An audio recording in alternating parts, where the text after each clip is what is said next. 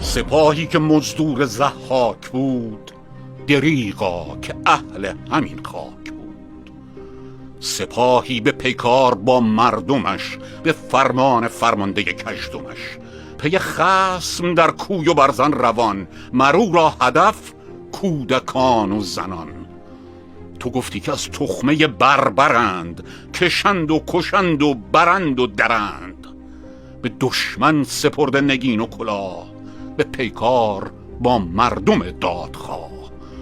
گرفته به کف خنجر آخته، به فرمان ضحاک خود باخته. به همراهی دیو این داستان، به خون یلان گشته هم داستان. نه با زور بازو که با تیغ و تیر، چون موشی که آید به پیکار شیر. مگر زه گرفته زره تن کند، بدین راه سد تهمتن کند. که با دست خالی به آوردگاه، بر این خیل بیمایه بسته است راه. سپاهی که همرزم اهریمن است، مگویید فرزند این میهن است. چون این که به تاراج و ویرانیند، نیار است گفتن که ایرانیند. در این رزم نابرده ویران شدند، که خصم دلیران ایران شدند.